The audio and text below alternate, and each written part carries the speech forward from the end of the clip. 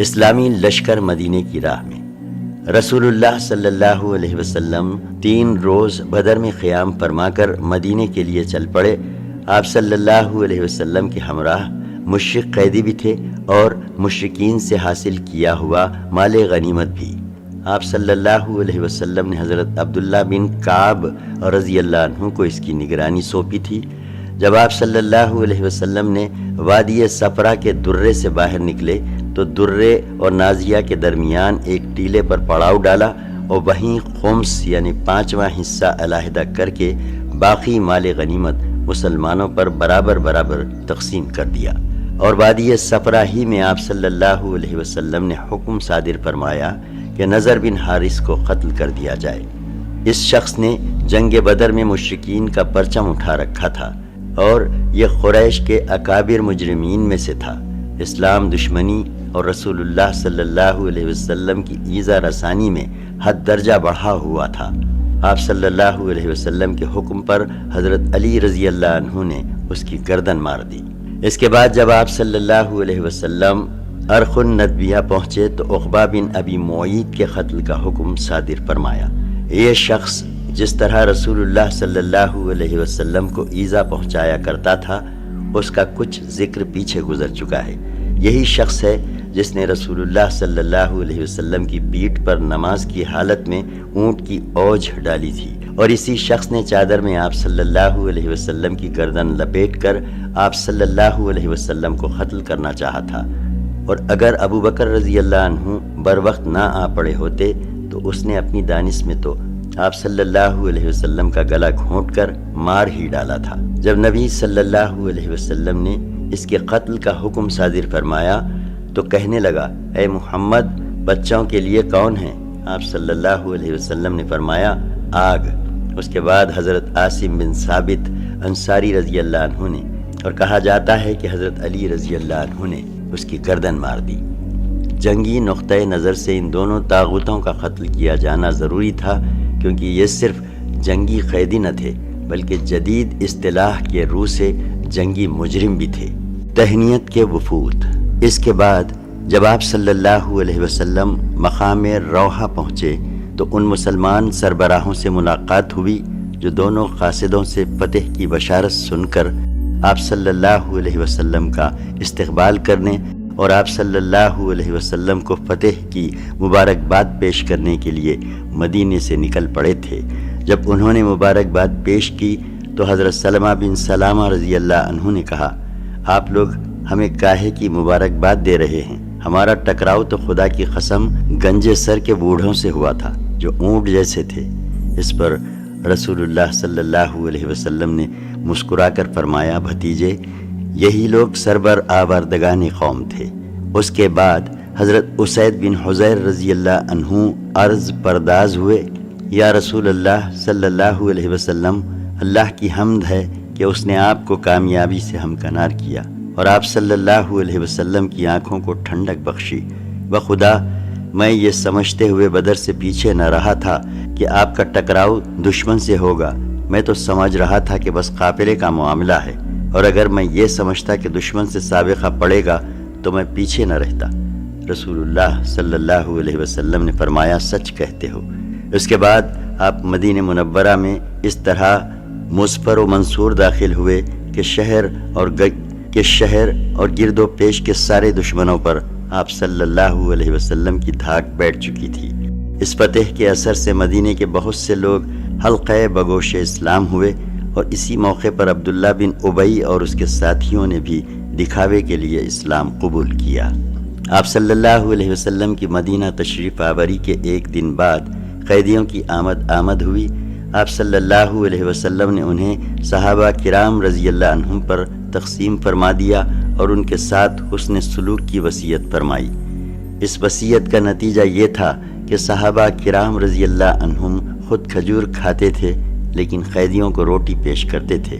واضح رہے کہ مدینے میں کھجور بے حیثیت چیز تھی اور روٹی خاصی گرا قیمت۔ قیدیوں کا قضیہ۔ جب رسول اللہ صلی اللہ علیہ وسلم مدینہ پہنچ گئے تو آپ صلی اللہ علیہ وسلم نے صحابہ کرام رضی اللہ عنہم سے قیدیوں کے بارے میں مشورہ کیا۔ حضرت ابو بکر رضی اللہ عنہ نے کہا، یا رسول اللہ صلی اللہ علیہ وسلم، یہ لوگ چچیرے بھائی اور کنبے قبیلے کے لوگ ہیں، میری رائے ہے کہ آپ ان سے فدیہ لے لیں، اس طرح جو کچھ ہم لے لیں گے وہ کفار کے خلاف ہماری قوت کا ذریعہ ہوگا، اور یہ بھی توقع ہے کہ اللہ انہیں ہدایت دے دے اور وہ ہمارے بازو بن جائیں۔ رسول اللہ صلی اللہ علیہ وسلم نے فرمایا، ابن خطاب تمہاری کیا رائے ہے؟ انہوں نے کہا، واللہ میری وہ رائے نہیں ہے جو ابو بکر رضی اللہ عنہ کی ہے، میری رائے یہ ہے کہ آپ صلی اللہ علیہ وسلم فلاں کو جو حضرت عمر رضی اللہ عنہ کا قریبی تھا میرے حوالے کریں اور میں اس کی گردن مار دوں، عقیل بن ابی طالب کو علی رضی اللہ عنہ کے حوالے کریں اور وہ اس کی گردن ماریں، اور فلاں کو جو حمزہ رضی اللہ عنہ کا بھائی ہے حمزہ رضی اللہ عنہ کے حوالے کریں اور وہ اس کی گردن مار دیں، یہاں تک کہ اللہ کو معلوم ہو جائے کہ ہمارے دلوں میں مشرکین کے لیے نرم گوشہ نہیں ہے، اور یہ حضرات مشرکین کے صنادید و ائمہ اور قائدین ہیں۔ حضرت عمر رضی اللہ عنہ کا بیان ہے کہ رسول اللہ صلی اللہ علیہ وسلم نے ابو بکر رضی اللہ عنہ کی بات پسند فرمائی اور میری بات پسند نہیں فرمائی، چنانچہ قیدیوں سے فدیہ لینا طے کر لیا۔ اس کے بعد جب اگلا دن آیا تو میں صبح ہی صبح رسول اللہ صلی اللہ علیہ وسلم اور ابو بکر رضی اللہ عنہ کی خدمت میں حاضر ہوا، وہ دونوں رو رہے تھے۔ میں نے کہا، اے اللہ کے رسول صلی اللہ علیہ وسلم، مجھے بتائیں آپ اور آپ کے ساتھی کیوں رو رہے ہیں؟ اگر مجھے بھی رلائی کی وجہ ملی تو روؤں گا، اور اگر نہ ٹل سکی تو آپ حضرات کے رونے کی وجہ سے روؤں گا۔ رسول اللہ صلی اللہ علیہ وسلم نے فرمایا، فدیہ قبول کرنے کی وجہ سے تمہارے اصحاب پر جو چیز پیش کی گئی ہے اسی کی وجہ سے رو رہا ہوں۔ اور آپ صلی اللہ علیہ وسلم نے ایک قریبی درخت کی طرف اشارہ کرتے ہوئے فرمایا، مجھ پر ان کا عذاب اس درخت سے بھی زیادہ قریب پیش کیا گیا۔ اللہ نے یہ آیت نازل فرمائی، سورہ 8 آیت 66-68۔ کسی نبی کے لیے درست نہیں کہ اس کے پاس قیدی ہوں یہاں تک کہ وہ زمین میں اچھی طرح خو ریزی کر لے۔ تم لوگ دنیا کا سامان چاہتے ہو اور اللہ آخرت چاہتا ہے، اور اللہ غالب اور حکمت والا ہے۔ اور اگر اللہ کی طرف سے نوشتہ سبقت نہ کر چکا ہوتا تو تم لوگوں نے جو کچھ لیا ہے اس پر تم کو سخت عذاب پکڑ لیتا۔ مجھ پر ان کا عذاب اس درخت سے بھی زیادہ قریب پیش کیا گیا۔ اور اللہ تعالیٰ نے یہ آیت نازل فرمائی، سورہ 47 آیت 4، یعنی مشرکین کو جنگ میں قید کرنے کے بعد یا تو احسان کرو یا فدیہ لے لو، چونکہ اس نوشتے میں قیدیوں سے فدیہ لینے کی اجازت دی گئی ہے، اس لیے صحابہ کرام رضی اللہ عنہم کو قبول فدیہ پر عذاب نہیں دیا گیا بلکہ صرف عتاب کیا گیا، اور عتاب بھی اس لیے کیا گیا کہ انہوں نے کفار کو اچھی طرح کچلنے سے پہلے قیدی بنا لیا تھا، اور اس لیے بھی کہ انہوں نے ایسے مجرمین جنگ سے فدیہ لینا قبول کر لیا تھا جو صرف جنگی قیدی نہ تھے بلکہ جنگ کے ایسے اکابر مجرمین تھے جنہیں جدید قانون بھی مقدمہ چلائے بغیر نہیں چھوڑتا، اور جن کے متعلق مقدمے کا فیصلہ عموماً سزائے موت یا عمر قید کی صورت میں نمودار ہوتا ہے۔ بہرحال چونکہ حضرت ابو بکر صدیق رضی اللہ عنہ کی رائے کے مطابق معاملہ طے ہو چکا تھا، اس لیے مشرکین سے فدیہ لیا گیا۔ فدیے کی مقدار 4000 اور 3000 درہم سے لے کر 1000 درہم تک تھی۔ اہل مکہ لکھنا پڑھنا بھی جانتے تھے، جبکہ اہل مدینہ لکھنے پڑھنے سے واقف نہ تھے، اس لیے یہ بھی طے کیا گیا کہ جس کے پاس فدیہ نہ ہو وہ مدینے کے 10 بچوں کو لکھنا پڑھنا سکھا دے۔ جب یہ بچے اچھی طرح سیکھ جائیں تو یہی اس کا فدیہ ہوگا۔ رسول اللہ صلی اللہ علیہ وسلم نے کئی قیدیوں پر احسان بھی فرمایا اور انہیں فدیہ لیے بغیر رہا کر دیا۔ اس فہرست میں مطلب بن حنطب، سیفی بن ابی رفاعہ اور ابو عزا جمحی کے نام آتے ہیں۔ آخر اس ذکر کو آئندہ جنگ احد میں قید اور قتل کیا گیا، تفصیل آگے آ رہی ہے۔ آپ صلی اللہ علیہ وسلم نے اپنے داماد ابو العاص کو بھی اس شرط پر بلا فدیہ چھوڑ دیا کہ وہ حضرت زینب رضی اللہ عنہا کی راہ نہ روکیں گے۔ اس کی وجہ یہ ہوئی کہ حضرت زینب رضی اللہ عنہ نے ابو العاص کے فدیے میں کچھ مال بھیجا تھا جس میں ایک ہار بھی تھا۔ یہ ہار در حقیقت حضرت خدیجہ رضی اللہ عنہا کا تھا، اور جب انہوں نے حضرت زینب رضی اللہ عنہا کو ابو العاص کے پاس رخصت کیا تھا تو یہ ہار انہیں دے دیا تھا۔ رسول اللہ صلی اللہ علیہ وسلم نے اسے دیکھا تو تو آپ صلی اللہ علیہ وسلم پر بڑی رقت طاری ہو گئی اور آپ صلی اللہ علیہ وسلم نے صحابہ کرام رضی اللہ عنہم سے اجازت چاہی کہ ابو العاص کو چھوڑ دیں۔ صحابہ رضی اللہ عنہم نے اسے بصر چشم قبول کر لیا اور رسول اللہ صلی اللہ علیہ وسلم نے ابو العاص کو اس شرط پر چھوڑ دیا کہ وہ حضرت زینب رضی اللہ عنہا کی راہ چھوڑ دیں گے۔ چنانچہ حضرت ابو العاص نے ان کا راستہ چھوڑ دیا اور حضرت زینب رضی اللہ عنہا نے ہجرت فرمائی۔ رسول اللہ صلی اللہ علیہ وسلم نے حضرت زید بن حارثہ رضی اللہ عنہ اور ایک انصاری صحابی کو بھیج دیا کہ تم دونوں بطن یا جج میں رہنا، جب زینب رضی اللہ عنہا تمہارے پاس سے گزریں تو ساتھ ہو لینا۔ یہ دونوں حضرات تشریف لے گئے اور حضرت زینب رضی اللہ عنہا کو ساتھ لے کر مدینہ واپس آئے۔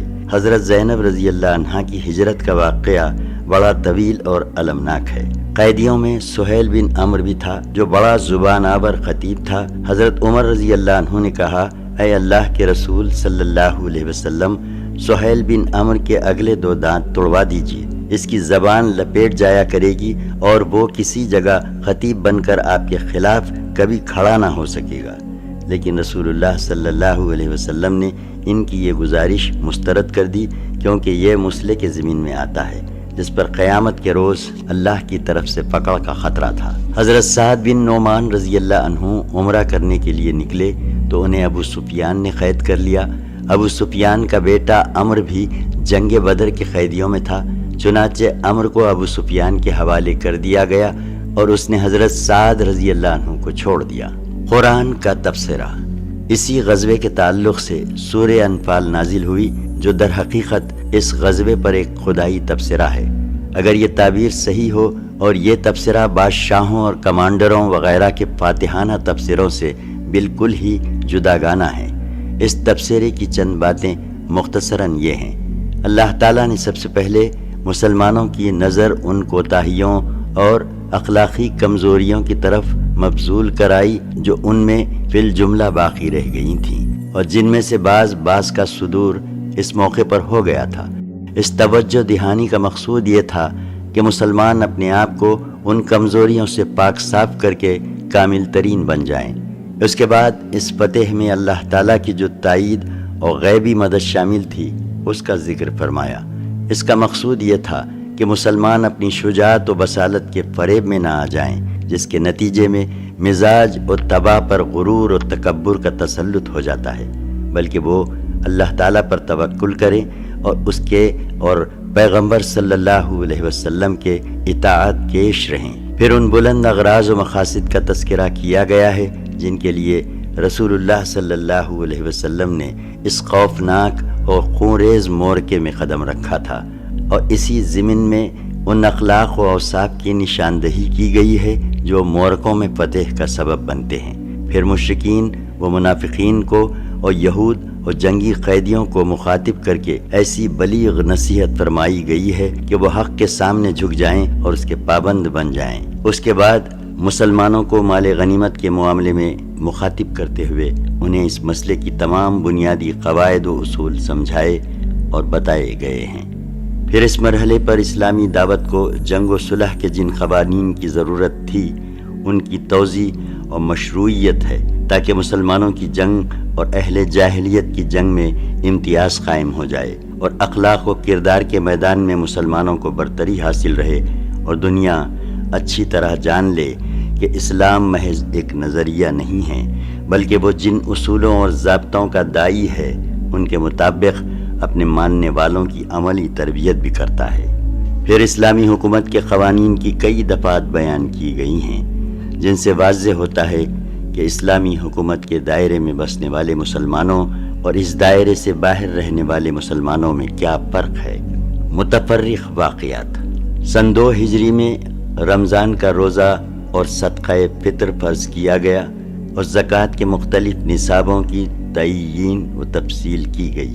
صدقہ فطر کی فرضیت اور زکوٰۃ کے نصاب کی تعیین سے اس بوجھ اور مشقت میں بڑی کمی آ گئی جس سے فقراء مہاجرین کی ایک بڑی تعداد دوچار تھی، کیونکہ وہ طلب رزق کے لیے زمین میں دوڑ دھوپ کے امکانات سے محروم تھے۔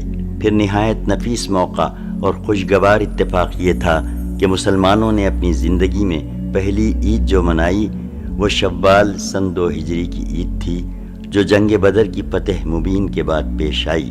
کتنی خوشگوار تھی یہ عید سعید، جس کی سعادت اللہ تعالیٰ نے مسلمانوں کے سر پر فتح و عزت کا تاج رکھنے کے بعد عطا فرمائی۔ اور کتنا ایمان افروز تھا اس نماز عید کا منظر، جسے مسلمانوں نے اپنے گھروں سے نکل کر تکبیر و توحید اور تحمید و تسبیح کی آوازیں بلند کرتے ہوئے میدان میں جا کر ادا کیا تھا۔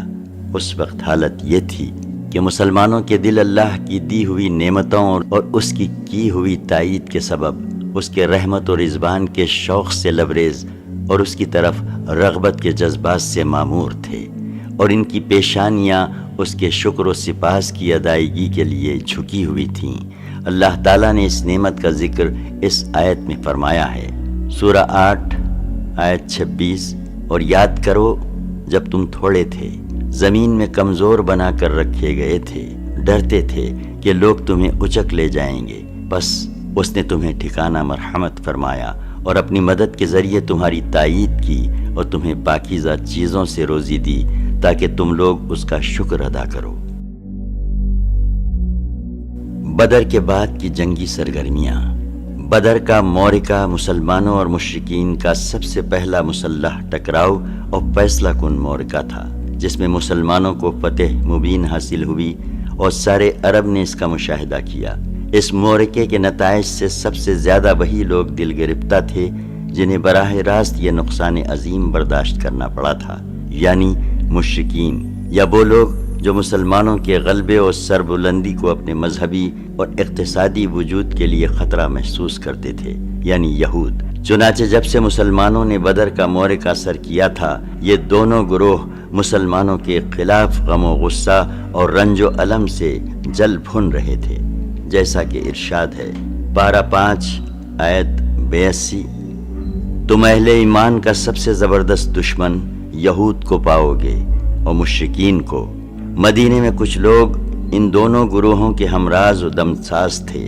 انہوں نے جب دیکھا کہ اپنا وقار برقرار رکھنے کی اب کوئی سبیل باقی نہیں رہ گئی ہے تو بظاہر اسلام میں داخل ہو گئے۔ یہ عبداللہ بن ابی اور اس کے رفقا کا گروہ تھا۔ یہ بھی مسلمانوں کے خلاف یہود اور مشرکین سے کم غم و غصہ نہ رکھتا تھا۔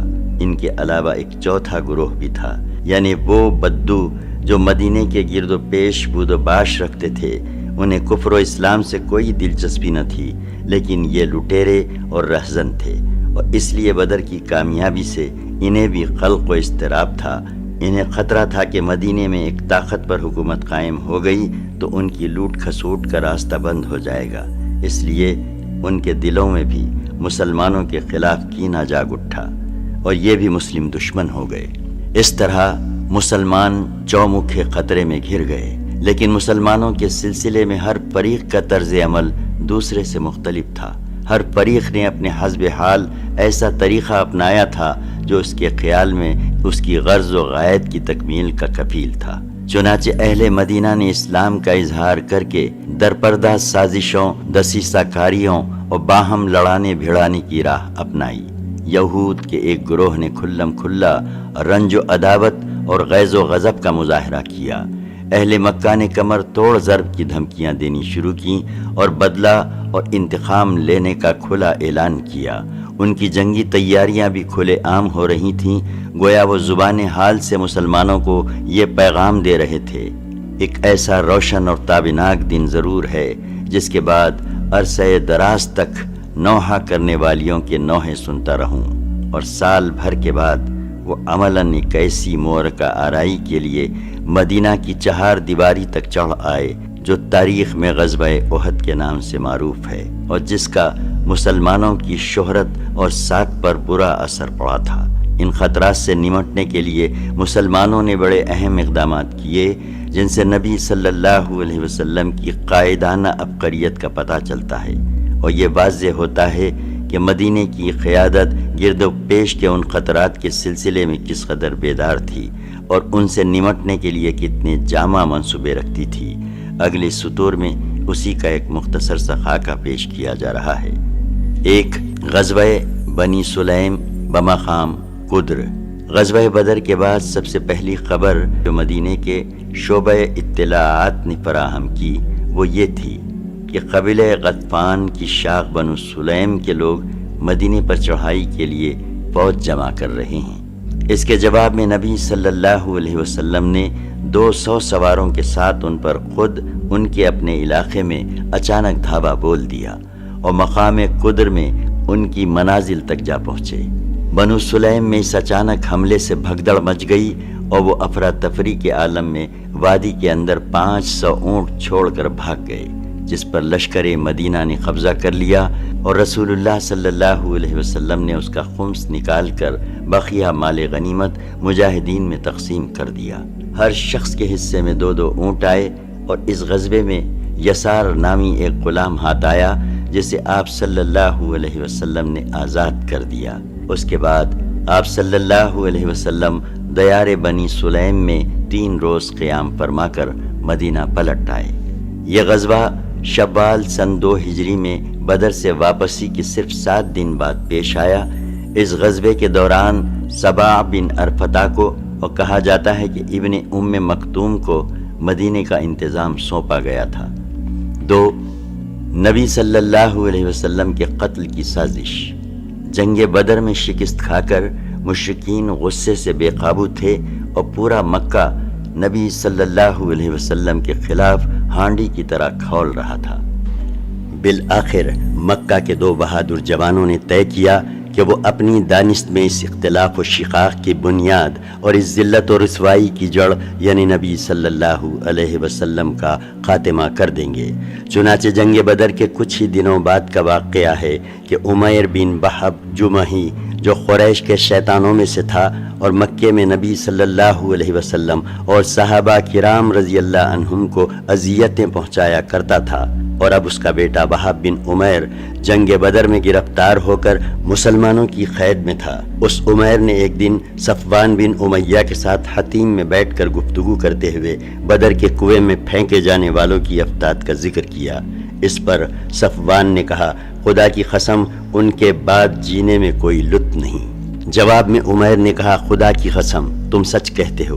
دیکھو خدا کی قسم اگر میرے اوپر قرض نہ ہوتا جس کی ادائیگی کے لیے میرے پاس کچھ نہیں، اور اہل و عیال نہ ہوتے جن کے بارے میں اندیشہ ہے کہ میرے بعد ضائع ہو جائیں گے، تو میں سوار ہو کر محمد کے پاس جاتا اور اسے قتل کر ڈالتا، کیونکہ میرے لیے وہاں جانے کی ایک وجہ موجود ہے۔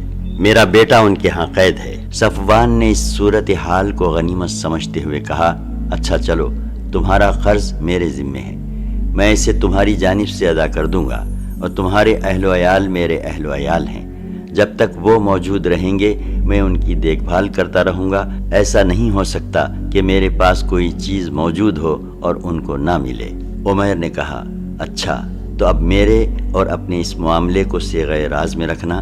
صفوان نے کہا، ٹھیک ہے، میں ایسا ہی کروں گا۔ اس کے بعد عمیر نے اپنی تلوار پر سان رکھائی اور زہر آلود کرائی، پھر روانہ ہوا اور مدینہ پہنچا، لیکن ابھی وہ مسجد کے دروازے پر اپنی اونٹنی بٹھا ہی رہا تھا کہ حضرت عمر بن خطاب رضی اللہ عنہ کی نگاہ اس پر پڑ گئی۔ وہ مسلمانوں کی ایک جماعت کے درمیان جنگ بدر میں اللہ کے عطا کردہ اعزاز و اکرام کے متعلق باتیں کر رہے تھے۔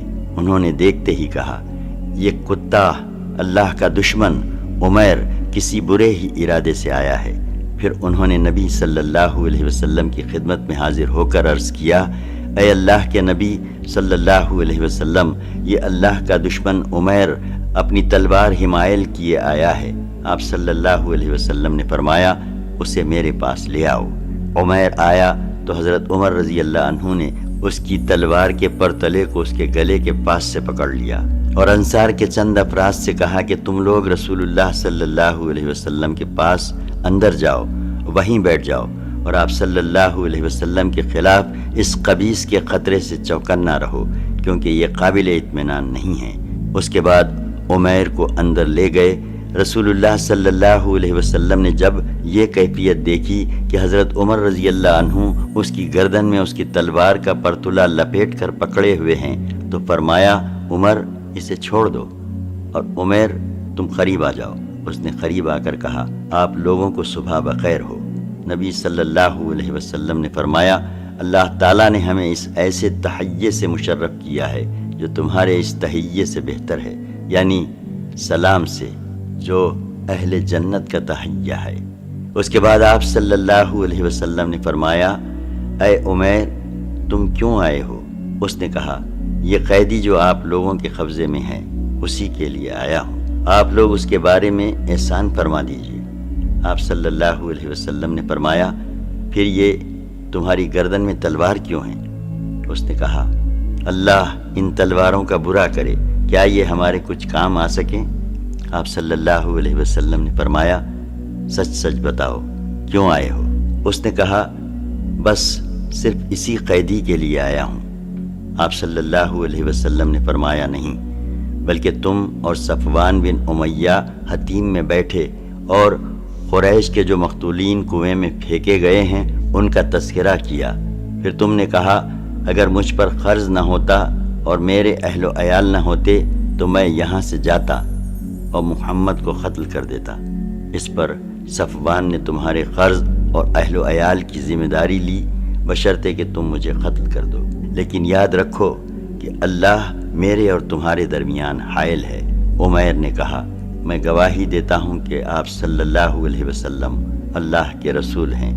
اے اللہ کے رسول صلی اللہ علیہ وسلم، آپ ہمارے پاس آسمان کی جو خبریں لاتے تھے اور آپ صلی اللہ علیہ وسلم پر جو وحی نازل ہوتی تھی اسے ہم جھٹلا دیا کرتے تھے، لیکن یہ تو ایسا معاملہ ہے جس میں میرے اور صفوان کے سوا کوئی موجود ہی نہ تھا، اس لیے واللہ مجھے یقین ہے کہ یہ بات اللہ کے سوا اور کسی نے آپ صلی اللہ علیہ وسلم تک نہیں پہنچائی ہے، بس اللہ کی حمد ہے جس نے مجھے اسلام کی ہدایت دی اور اس مقام تک ہانک کر پہنچایا۔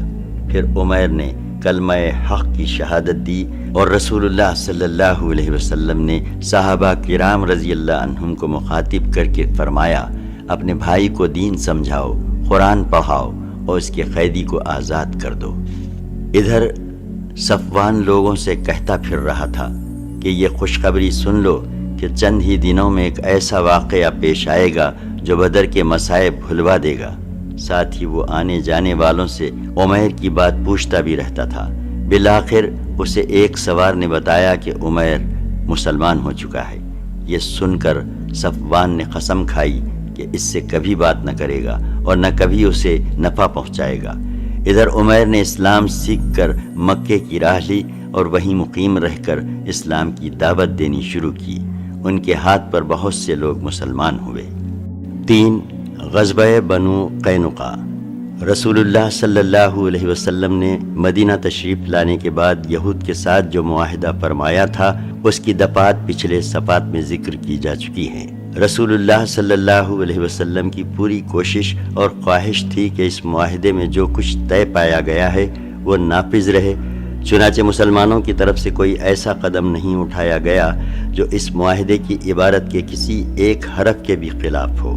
لیکن یہود، جن کی تاریخ عذر و خیانت اور عہد شکنی سے پر ہے، وہ بہت جلد اپنے قدیم مزاج کی طرف پلٹ گئے اور مسلمانوں کی صفوں کے اندر دسیسہ کاری، سازش، لڑانے بھیڑانے اور ہنگامے اور اضطراب برپا کرنے کی کوششیں شروع کر دیں۔ لگے ہاتھوں ایک مثال بھی سنتے چلیے، یہود کی عیاری کا ایک نمونہ۔ ابن اسحاق کا بیان ہے کہ ایک بوڑھا یہودی شاش بن قیس جو قبر میں پاؤں لٹکائے ہوئے تھا، بڑا زبردست کافر تھا اور مسلمانوں سے سخت عداوت و حسد رکھتا تھا، ایک بار صحابہ کرام رضی اللہ عنہم کی ایک مجلس کے پاس سے گزرا جس میں اوس اور خزرج دونوں ہی قبیلے کے لوگ بیٹھے باہم گفتگو کر رہے تھے۔ اسے یہ دیکھ کر جاہلیت کی باہمی عداوت کی جگہ اسلام کی الفت و اجتماعیت نے لے لی ہے اور ان کے دیرینہ شکر رنجی کا خاتمہ ہو گیا ہے، سخت رنج ہوا۔ کہنے لگا، اوہ، اس دیار میں بنو قیلہ کے اشراف متحد ہو گئے ہیں، بخدا ان اشراف کے اتحاد کے بعد تو ہمارا یہاں گزر نہیں۔ چنانچہ اس نے ایک نوجوان یہودی کو جو اس کے ساتھ تھا حکم دیا کہ ان کی مجلس میں جائے اور ان کے ساتھ بیٹھ کر پھر جنگ بواس اور اس کے پہلے کے حالات کا ذکر کرے اور اس سلسلے میں دونوں جانب سے جو اشعار کہے گئے ہیں کچھ ان میں سے سنائیں۔ اس یہودی نے ایسا ہی کیا۔ اس کے نتیجے میں اوس و خزرج میں تو میں شروع ہو گئی۔ لوگ جھگڑنے لگے اور ایک دوسرے پر فخر جتانے لگے، حتیٰ کہ دونوں قبیلے کے ایک ایک آدمی نے گھٹنوں کے بل بیٹھ کر رد و خط شروع کر دی۔ پھر ایک نے اپنے مد مقابل سے کہا، اگر چاہو تو ہم اس جنگ کو پھر جوان کر کے پلٹا دیں۔ مقصد یہ تھا کہ ہم اس باہمی جنگ کے لیے پھر تیار ہیں جو اس سے پہلے لڑی جا چکی ہے۔ اس پر دونوں فریق کو تاؤ آ گیا اور بولے، چلو ہم تیار ہیں، حرہ میں مقابلہ ہوگا، ہتھیار ہتھیار، اور لوگ ہتھیار لے لے کر حرہ کی طرف نکل پڑے۔ قریب تھا کہ خونریز جنگ ہو جاتی، لیکن رسول اللہ صلی اللہ علیہ وسلم کو اس کی خبر ہو گئی۔ آپ صلی اللہ علیہ وسلم اپنے مہاجرین صحابہ کرام رضی اللہ عنہم کو ہمراہ لے کر جھٹ ان کے پاس پہنچے اور فرمایا، اے مسلمانوں کی جماعت، اللہ اللہ، کیا میرے رہتے ہوئے جاہلیت کی پکار، اور وہ بھی اس کے بعد کہ اللہ تمہیں اسلام کی ہدایت سے سرفراز فرما چکا ہے اور اس کے ذریعے تم سے جاہلیت کا معاملہ کاٹ کر اور تمہیں کفر سے نجات دے کر تمہارے دلوں کو آپس میں جوڑ چکا ہے۔ آپ صلی اللہ علیہ وسلم کی نصیحت سن کر صحابہ کو احساس ہوا کہ ان کی حرکت شیطان کا ایک جھٹکا اور دشمن کی ایک چال تھی، چنانچہ وہ رونے لگے اور اوس و خزرج کے لوگ ایک دوسرے سے گلے ملے۔ پھر رسول اللہ صلی اللہ علیہ وسلم کے ساتھ اطاعت و شعر و فرما بردار بن کر اس حالت میں واپس آئے کہ اللہ نے ان کے دشمن شاش بن قیس کی عیاری کی آگ بجھا دی تھی۔ یہ ہے ایک نمونہ ان ہنگاموں اور اضطراب کا جنہیں یہود مسلمانوں کی صفوں میں بپا کرنے کی کوشش کرتے رہتے تھے، اور یہ ہے ایک مثال اس روڑے کی جسے یہ یہود اسلامی دعوت کی راہ میں اٹکاتے رہتے تھے۔ اس کام کے لیے انہوں نے مختلف منصوبے بنا رکھے تھے۔ وہ جھوٹے پروپیگنڈے کرتے تھے، صبح مسلمان ہو کر شام کو پھر کافر ہو جاتے تھے تاکہ کمزور اور سادہ لوح قسم کے لوگوں کے دلوں میں شک و شبے کے بیج بو سکیں۔ کسی کے ساتھ مالی تعلق ہوتا اور وہ مسلمان ہو جاتا تو اس پر معیشت کی راہیں تنگ کر دیتے، چنانچہ اگر اس کے ذمے کچھ بقایا ہوتا تو صبح و شام تقاضے کرتے، اور اگر خود اس مسلمان کا کچھ بقایا ان پر ہوتا تو اسے ادا نہ کرتے بلکہ باطل طریقے پر کھا جاتے۔ وہ کہتے کہ تمہارا قرض تو ہمارے اوپر اس وقت تھا جب تم اپنے آبائی دین پر تھے، لیکن اب جب کہ تم نے اپنا دین بدل دیا ہے تو اب ہمارے اور تمہارے لیے کوئی راہ نہیں۔ واضح رہے کہ یہود نے یہ ساری حرکتیں بدر سے پہلے ہی شروع کر دی تھیں اور اس معاہدے کے الرغم شروع کر دی تھیں جو انہوں نے رسول اللہ صلی اللہ علیہ وسلم سے کر رکھا تھا، مگر رسول اللہ صلی اللہ علیہ وسلم اور صحابہ کرام رضی اللہ عنہم کا یہ حال تھا کہ وہ ان یہود کی ہدایت یابی کی امید میں ان ساری باتوں پر صبر کرتے جا رہے تھے۔ اس کے علاوہ یہ بھی مطلوب تھا کہ اس علاقے میں امن و سلامتی کا ماحول برقرار رہے۔ بنو قینقاع کی عہد شکنی۔ جب یہود نے دیکھا کہ اللہ تعالیٰ نے میدان بدر میں مسلمانوں کی زبردست مدد فرما کر انہیں عزت و شوکت سے سرفراز فرمایا ہے اور ان کا رعب و دبدبہ دور و نزدیک ہر جگہ رہنے والوں کے دلوں پر بیٹھ گیا ہے، تو ان کی عداوت و حسد کی ہانڈی پھٹ پڑی۔ انہوں نے کھلم کھلا شر و عداوت کا مظاہرہ کیا اور علل اعلان بغاوت و ایذا رسانی پر اتر آئے۔ ان میں سب سے زیادہ کینہ توز اور سب سے بڑھ کر شریر کعب بن اشرف تھا، جس کا ذکر آگے آ رہا ہے۔ اسی طرح تینوں یہودی قبائل میں سب سے زیادہ بدمعاش بنو قینقاع کا قبیلہ تھا۔ یہ لوگ مدینہ ہی کے اندر رہتے تھے اور ان کا محلہ انہی کے نام سے موسوم تھا۔ یہ لوگ پیشے کے لحاظ سے سنار، لوہار اور برتن ساز تھے۔ ان پیشوں کے سبب ان کے ہر آدمی کے پاس وافر مقدار میں سامان جنگ موجود تھا۔ ان کے مردان جنگی کی تعداد 700 تھی اور وہ مدینہ کے سب سے بہادر یہودی تھے۔ انہوں نے سب سے پہلے عہد شکنی کی۔ تفصیل یہ ہے کہ جب اللہ تعالیٰ نے میدان بدر میں مسلمانوں کو فتح سے ہمکنار کیا تو ان کی طغیانی میں شدت آ گئی۔ انہوں نے اپنی شرارتوں، قباستوں اور لڑانے بھیڑانے کی حرکتوں میں وسعت اختیار کر لی اور خلفشار مچانا شروع کر دیا۔ چنانچہ جو مسلمان ان کے بازار میں جاتا اس سے وہ مذاق و استہزاء کرتے اور اسے اذیت پہنچاتے، حتیٰ کہ مسلمان عورتوں سے بھی چھیڑ چھاڑ شروع کر دی۔ اس طرح جب صورتحال زیادہ سنگین ہو گئی اور ان کی سرکشی خاصی بڑھ گئی تو رسول اللہ صلی اللہ علیہ وسلم نے انہیں جمع فرما کر واعظ و نصیحت کی اور رشد و ہدایت کی دعوت دیتے ہوئے ظلم و بغاوت کے انجام سے ڈرایا، لیکن اس سے ان کی بدماشی اور غرور میں کچھ اور اضافہ ہی ہو گیا۔ چنانچہ امام ابو داود وغیرہ نے حضرت ابن عباس رضی اللہ عنہ سے روایت کی ہے کہ جب رسول اللہ صلی اللہ علیہ وسلم نے قریش کو بدر کے دن شکست دے دی اور آپ صلی اللہ علیہ وسلم مدینہ تشریف لائے تو بنو قینقاع کے بازار میں یہود کو جمع کیا اور فرمایا، اے جماعت یہود، اس سے پہلے اسلام قبول کر لو کہ تم پر بھی ویسی ہی مار پڑے جیسی قریش پر پڑ چکی ہے۔ انہوں نے کہا، اے محمد، تمہیں اس بنا پر خود فریبی میں مبتلا نہیں ہونا چاہیے کہ تمہاری مدبھیڑ قریش کے اناڑی اور ناآشنائے جنگ لوگوں سے ہوئی اور تم نے انہیں مار لیا۔ اگر تمہاری لڑائی ہم سے ہو گئی تو پتہ چل جائے گا کہ ہم مرد ہیں اور ہمارے جیسے لوگوں سے تمہیں پالا نہ پڑا تھا۔ اس کے جواب میں اللہ تعالیٰ نے یہ آیت نازل فرمائی۔ سورہ 3 آیت 12 اور 13۔ ان کافروں سے کہہ دو کہ ان قریب مغلوب کیے جاؤ گے اور جہنم کی طرف ہانکے جاؤ گے اور وہ برا ٹھکانہ ہے۔ جن دو گروہوں میں ٹکر ہوئی ان میں تمہارے لیے نشانی ہے۔ ایک گروہ اللہ کی راہ میں لڑ رہا تھا اور دوسرا کافر تھا۔ یہ ان کو آنکھوں دیکھنے میں اپنی دوگنا دیکھ رہے تھے، اور اللہ اپنی مدد کے ذریعے جس کی تائید چاہتا ہے کرتا ہے۔ اس کے اندر یقیناً نظر والوں کے لیے عبرت ہے۔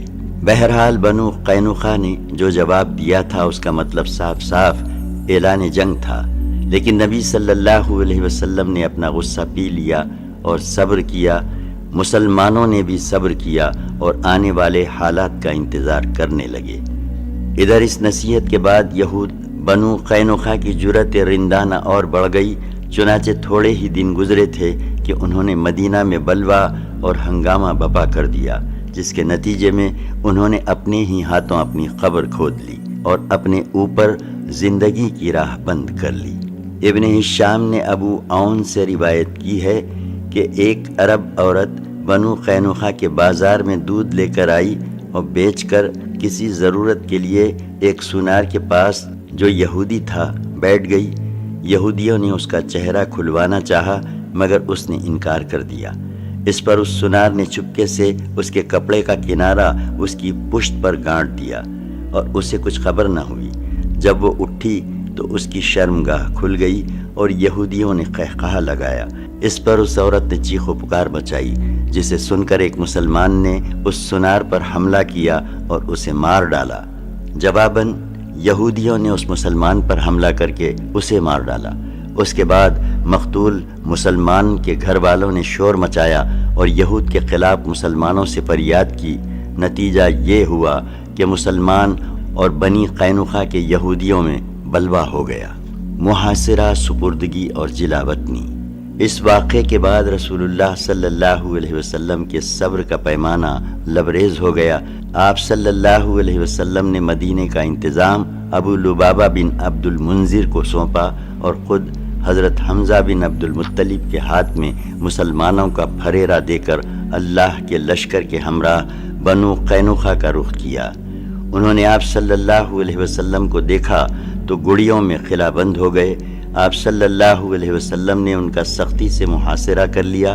یہ جمعے کا دن تھا اور شوال سن 2 ہجری کی 15 تاریخ 15 روز تک یعنی ہلال ذیقعد کے نمودار ہونے تک محاصرہ جاری رہا۔ پھر اللہ تعالیٰ نے ان کے دلوں میں رعب ڈال دیا۔ اس کی سنت ہی یہ ہے کہ جب وہ کسی قوم کو شکست و ہزمیت سے دوچار کرنا چاہتا ہے تو ان کے دلوں میں رعب ڈال دیتا ہے۔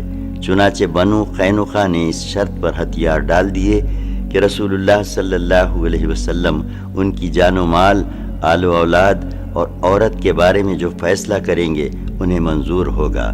اس کے بعد آپ صلی اللہ علیہ وسلم کے حکم سے ان سب کو باندھ لیا گیا۔ لیکن یہی موقع تھا جب عبداللہ بن ابی نے اپنا منافقانہ پارٹ ادا کیا۔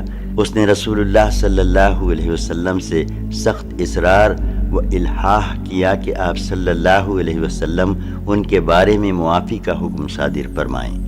چنانچہ اس نے کہا، اے محمد، میرے معاہدین کے بارے میں احسان کیجیے۔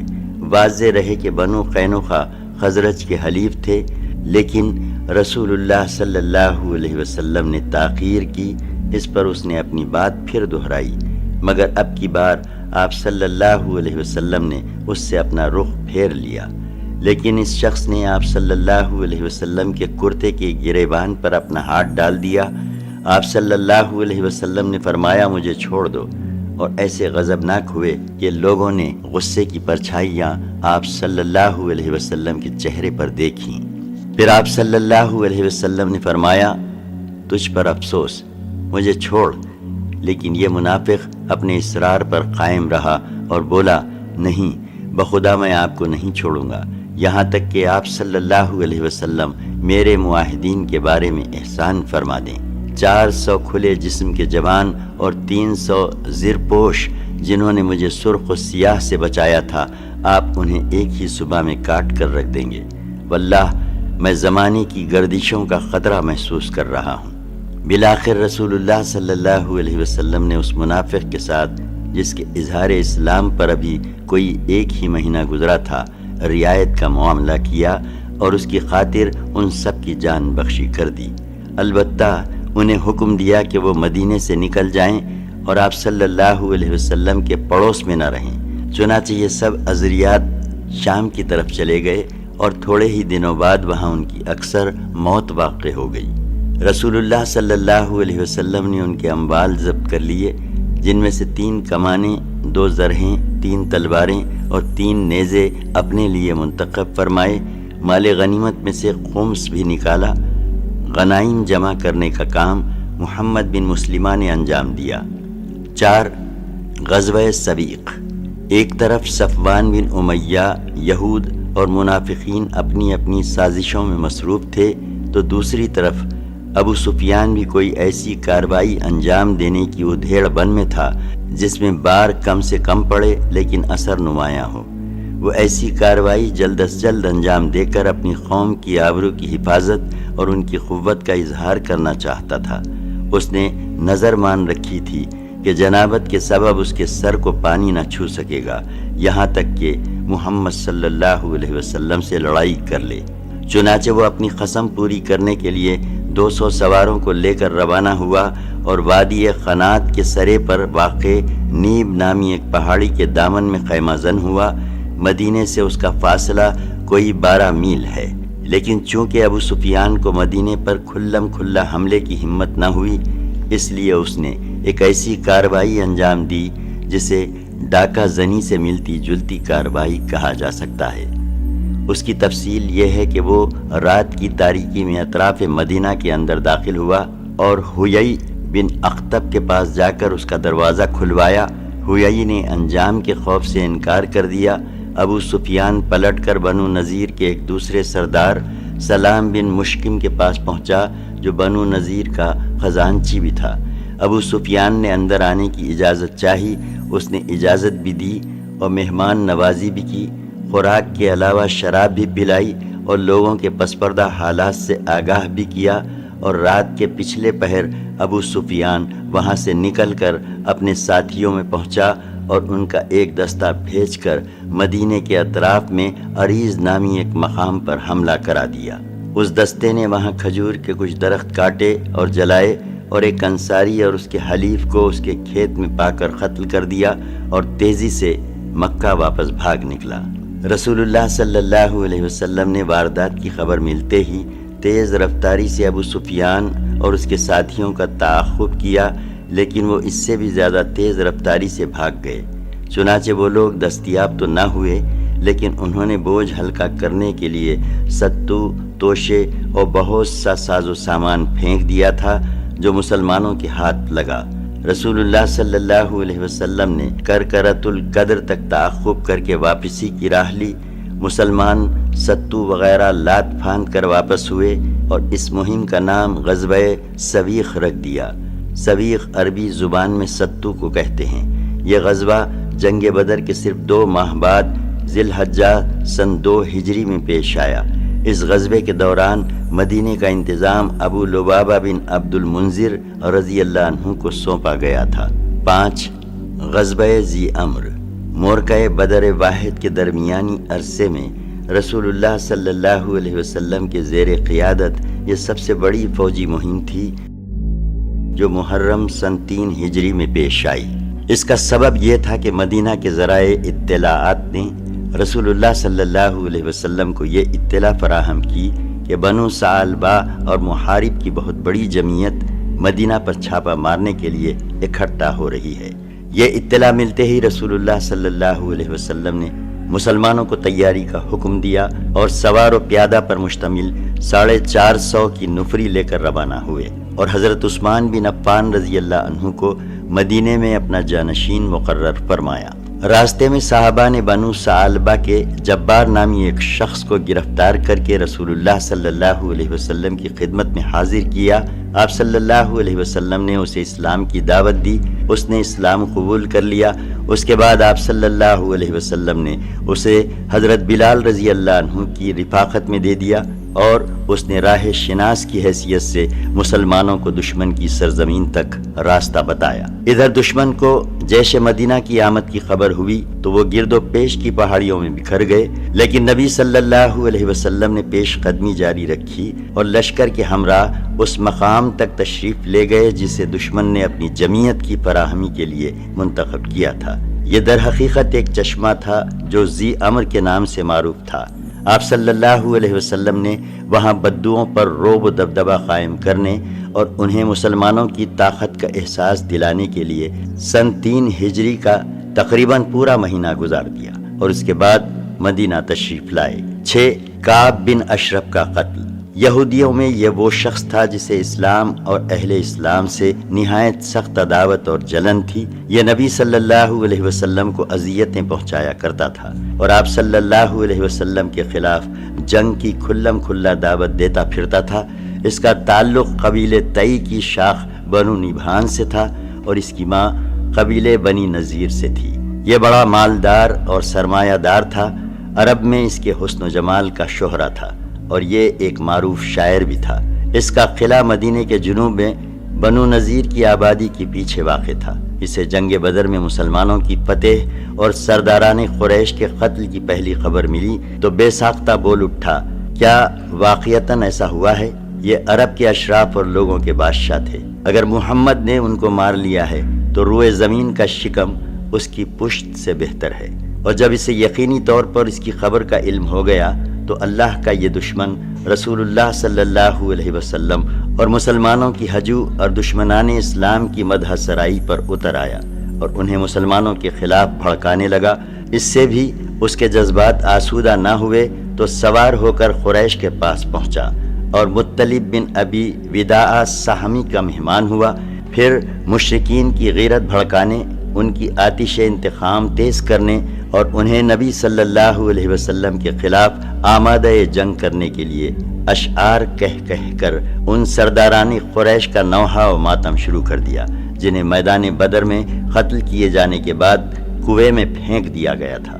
مکے میں اس کی موجودگی کے دوران ابو سفیان اور مشرکین نے اس سے دریافت کیا کہ ہمارا دین تمہارے نزدیک زیادہ پسندیدہ ہے یا محمد اور اس کے ساتھیوں کا، اور دونوں میں سے کون سا فریق زیادہ ہدایت یافتہ ہے؟ کعب بن اشرف نے کہا، تم لوگ ان سے زیادہ ہدایت یافتہ اور افضل ہو۔ اسی سلسلے میں اللہ تعالیٰ نے یہ آیت نازل فرمائی، سورہ 4 آیت 151، تم نے انہیں نہیں دیکھا جنہیں کتاب کا ایک حصہ دیا گیا ہے کہ وہ جبت اور طاغوت پر ایمان رکھتے ہیں اور کافروں کے متعلق کہتے ہیں کہ یہ لوگ مومنوں سے بڑھ کر ہدایت یافتہ ہیں۔ کعب بن اشرف یہ سب کچھ کر کے مدینہ واپس آیا تو یہاں آ کر صحابہ کرام رضی اللہ عنہم کی عورتوں کے بارے میں واہیات اشعار کہنے شروع کیے اور اپنی زبان درازی و بدگوئی کے ذریعے سخت اذیت پہنچائی۔ یہی حالات تھے جن سے تنگ آ کر رسول اللہ صلی اللہ علیہ وسلم نے فرمایا، کون ہے جو کعب بن اشرف سے نمٹے، کیونکہ اس نے اللہ اور اس کے رسول صلی اللہ علیہ وسلم کو اذیت دی ہے۔ اس کے جواب میں محمد بن مسلمہ، عباد بن بشر، ابو نائلہ جن کا نام سلکان بن سلامہ تھا اور جو کعب کے رضائی بھائی تھے، حارث بن اوس اور ابو عبس بن جبر نے اپنی خدمات پیش کی۔ اس مختصر سی کمپنی کے کمانڈر محمد بن مسلمہ تھے۔ کعب بن اشرف کے قتل کے بارے میں روایات کا حاصل یہ ہے کہ جب رسول اللہ صلی اللہ علیہ وسلم نے یہ فرمایا کہ کعب بن اشرف کو کون نمٹے گا کیونکہ اس نے اللہ اور اس کے رسول صلی اللہ علیہ وسلم کو اذیت دی ہے۔ تو محمد بن مسلمہ نے اٹھ کر عرض کیا، یا رسول اللہ صلی اللہ علیہ وسلم، میں حاضر ہوں، کیا آپ چاہتے ہیں کہ میں اسے قتل کر دوں؟ آپ صلی اللہ علیہ وسلم نے فرمایا ہاں۔ انہوں نے عرض کیا، تو آپ مجھے کچھ کہنے کی اجازت عطا فرمائیں۔ آپ صلی اللہ علیہ وسلم نے فرمایا، کہہ سکتے ہو۔ اس کے بعد محمد بن مسلمہ کعب بن اشرف کے پاس تشریف لے گئے اور بولے، اس شخص نے اشارہ نبی صلی اللہ علیہ وسلم کی طرف تھا، ہم سے صدقہ طلب کیا ہے، اور حقیقت یہ ہے کہ اس نے ہمیں مشقت میں ڈال رکھا ہے۔ کعب نے کہا، واللہ ابھی تم لوگ اور بھی اکتا جاؤ گے۔ محمد بن مسلمہ نے کہا کہ اب جب کہ ہم اس کے پیروکار بن ہی چکے ہیں تو مناسب نہیں معلوم ہوتا کہ اس کا ساتھ چھوڑ دیں جب تک کہ نہ دیکھ لیں کہ اس کا انجام کیا ہوتا ہے۔ اچھا، ہم چاہتے ہیں کہ آپ ہمیں ایک وسق یا 2 وسق غلہ دے دیں۔ کعب نے کہا، میرے پاس کچھ رہن رکھو۔ محمد بن مسلمہ نے کہا، آپ کون سی چیز پسند کریں گے؟ کعب نے کہا، اپنی عورتوں کو میرے پاس رہن رکھ دو۔ محمد بن مسلمہ نے کہا، بھلا ہم اپنی عورتیں آپ کے پاس کیسے رہن رکھ دیں جبکہ آپ عرب کے سب سے خوبصورت انسان ہیں؟ اس نے کہا، تو پھر اپنے بیٹوں ہی کو رہن رکھ دو۔ محمد بن مسلمہ نے کہا، ہم اپنے بیٹوں کو کیسے رہن رکھ دیں؟ اگر ایسا ہو گیا تو انہیں گالی دی جائے گی کہ یہ 1 وسق یا 2 وسق کے بدلے رہن رکھا گیا تھا۔ یہ ہمارے لیے عار کی بات ہے، البتہ ہم آپ کے پاس ہتھیار رہن رکھ سکتے ہیں۔ اس کے بعد دونوں میں طے ہو گیا کہ محمد بن مسلمہ ہتھیار لے کر اس کے پاس آئیں گے۔ ادھر ابو نائلہ نے بھی اسی طرح کا اقدام کیا، یعنی کعب بن اشرف کے پاس آئے، کچھ دیر ادھر ادھر کے اشعار سنتے سناتے رہے، پھر بولے، بھائی ابن اشرف، میں ایک ضرورت سے آیا ہوں، اسے ذکر کرنا چاہتا ہوں، لیکن اسے آپ ذرا صیغہ راز ہی میں رکھیں گے۔ کعب نے کہا، ٹھیک ہے، میں ایسا ہی کروں گا۔ ابو نائلہ نے کہا، بھائی اس شخص اشارہ نبی صلی اللہ علیہ وسلم کی طرف تھا کہ آمد تو ہمارے لیے آزمائش بن گئی ہے، سارا عرب ہمارا دشمن ہو گیا ہے، سب نے ہمیں ایک کمان سے مارا ہے، ہماری راہیں بند ہو گئی ہیں، اہل و عیال برباد ہو رہے ہیں، جان پر بنائی ہے، ہم اور ہمارے بال بچے مشقتوں سے چور چور ہیں۔ اس کے بعد انہوں نے بھی کچھ اسی ڈھنگ کی گفتگو کی جیسے محمد بن مسلمہ نے کی تھی۔ دوران گفتگو ابو نائلہ نے یہ بھی کہا کہ میرے کچھ رفقا ہیں جن کے خیالات بھی بالکل میرے ہی جیسے ہیں، میں انہیں بھی آپ کے پاس لانا چاہتا ہوں، آپ ان کے ہاتھ بھی کچھ بیچیں اور ان پر احسان کریں۔ محمد بن مسلمہ اور ابو نائلہ اپنی اپنی گفتگو کے ذریعے اپنے مقصد میں کامیاب رہے، کیونکہ اس گفتگو کے بعد ہتھیار اور رفقا سمیت ان دونوں کی آمد پر کعب بن اشرف چونک نہیں سکتا تھا۔ اس ابتدائی مرحلے کو مکمل کر لینے کے بعد 14 ربیع الاول سن 3 ہجری کی چاندنی رات کو یہ مختصر سا دستہ رسول اللہ صلی اللہ علیہ وسلم کے پاس جمع ہوا۔ آپ صلی اللہ علیہ وسلم نے بقیع غرقد تک ان کی مشائیت فرمائی، پھر فرمایا، جاؤ بسم اللہ، اے اللہ ان کی مدد فرما۔ پھر آپ صلی اللہ علیہ وسلم اپنے گھر پلٹ آئے اور نماز و مناجات میں مشغول ہو گئے۔ ادھر یہ دستہ کعب بن اشرف کے قلعے کے دامن میں پہنچا تو اسے ابو نائلہ نے قدر زور سے آواز دی۔ آواز سن کر وہ ان کے پاس آنے کے لیے اٹھا تو اس کی بیوی نے، جو ابھی نئی نویلی دلہن تھی، کہا، اس وقت کہاں جا رہے ہیں؟ میں ایسی آواز سن رہی ہوں جس سے گویا خون ٹپک رہا ہے۔ کعب نے کہا، یہ تو میرا بھائی محمد بن مسلمہ اور میرا دودھ کا ساتھی ابو نائلہ ہے۔ کریم آدمی کو اگر نیزے کی مار کی طرف بلایا جائے تو اس پکار پر بھی وہ جاتا ہے۔ اس کے بعد وہ باہر گیا، خوشبو میں بسا ہوا تھا اور سر سے خوشبو کی لہریں پھوٹ رہی تھیں۔ ابو نائلہ نے اپنے ساتھیوں سے کہہ رکھا تھا کہ جب وہ آ جائے گا تو میں اس کے بال پکڑ کر سونگھوں گا، جب تم دیکھنا کہ میں نے اس کا سر پکڑ کر اسے قابو میں کر لیا ہے تو اس پر پل پڑنا اور اسے مار ڈالنا۔ چنانچہ جب کعب آیا تو کچھ دیر باتیں ہوتی رہیں، پھر ابو نائلہ نے کہا، ابن اشرف، کیوں نہ شیب عجوز تک چلیں، ذرا آج رات باتیں کی جائیں۔ اس نے کہا، تم لوگ چاہو تو چلو۔ اس پر سب لوگ چل پڑے۔ اثنائے راہ میں ابو نائلہ نے کہا، آج جیسی عمدہ خوشبو تو میں نے کبھی دیکھی ہی نہیں۔ یہ سن کر کعب کا سینہ فخر سے تن گیا، کہنے لگا، میرے پاس عرب کی سب سے زیادہ خوشبو والی عورت ہے۔ ابو نائلہ نے کہا، اجازت ہو تو ذرا آپ کا سر سونگھ لوں؟ وہ بولا، ہاں ہاں، ابو نائلہ نے اس کے سر میں اپنا ہاتھ ڈالا، پھر خود بھی سونگھا اور ساتھیوں کو بھی سونگھایا۔ کچھ اور چلے تو ابو نائلہ نے کہا بھائی ایک بار اور۔ کعب نے کہا ہاں ہاں۔ ابو نائلہ نے پھر وہی حرکت کی یہاں تک کہ وہ مطمئن ہو گیا۔ اس کے بعد کچھ اور چلے تو ابو نائلہ نے پھر کہا بھائی ایک بار اور۔ اس نے کہا ٹھیک ہے۔ اب کی بار ابو نائلہ نے اس کے سر میں ہاتھ ڈال کر ذرا اچھی طرح پکڑ لیا تو بولے لے لو اللہ کے اس دشمن کو۔ اتنے میں اس پر کئی تلواریں پڑیں لیکن کچھ کام نہ دے سکیں۔ یہ دیکھ کر محمد بن مسلمہ نے جھٹ اپنی کدال لی اور اس کے پیڑوں پر لگا کر چڑھ بیٹھے۔ کدال آر پار ہو گئی اور اللہ کا یہ دشمن وہیں ڈھیر ہو گیا۔ حملے کے دوران اس نے اتنی زبردست چیخ لگائی تھی کہ گرد و پیش میں ہلچل مچ گئی تھی اور کوئی ایسا قلعہ باقی نہ بچا تھا جس پر آگ روشن نہ کی گئی ہو، لیکن ہوا کچھ بھی نہیں۔ کارروائی کے دوران حضرت حارث بن اوس رضی اللہ عنہ کو بعض ساتھیوں کی تلوار کی نوک لگ گئی تھی جس سے وہ زخمی ہو گئے تھے اور ان کے جسم سے خون بہہ رہا تھا۔ چنانچہ واپسی میں جب یہ دستہ حرہ عریس پہنچا تو دیکھا کہ حارث ساتھ نہیں ہے، اس لیے سب لوگ وہیں رک گئے۔ تھوڑی دیر بعد حارث بھی ان کے نشانات قدم دیکھتے ہوئے آن پہنچے۔ وہاں سے لوگوں نے انہیں اٹھا لیا اور بقیع غرقد پہنچ کر اس زور کا نعرہ لگایا کہ رسول اللہ صلی اللہ علیہ وسلم کو بھی سنائی پڑا۔ آپ صلی اللہ علیہ وسلم سمجھ گئے کہ ان لوگوں نے اسے مار لیا ہے، چنانچہ آپ صلی اللہ علیہ وسلم نے بھی اللہ اکبر کہا۔ پھر جب یہ لوگ آپ صلی اللہ علیہ وسلم کی خدمت میں پہنچے تو آپ صلی اللہ علیہ وسلم نے فرمایا یہ چہرے کامیاب رہیں۔ ان لوگوں نے کہا آپ صلی اللہ علیہ وسلم کا چہرہ بھی، اے اللہ کے رسول صلی اللہ علیہ وسلم، اور اس کے ساتھ ہی اس طاغوت کا سر آپ صلی اللہ علیہ وسلم کے سامنے رکھ دیا۔ آپ صلی اللہ علیہ وسلم نے اس کے قتل پر اللہ کی حمد و ثنا کی اور حارث کے زخم پر لعاب دہن لگا دیا جس سے وہ شفا یاب ہو گئے اور آئندہ کبھی تکلیف نہ ہوئی۔ ادھر یہود کو جب اپنے طاغوت کعب بن اشرف کے قتل کا علم ہوا تو ان کے ہٹ دھرم اور ضدی دلوں میں اور رعب کی لہر دوڑ گئی۔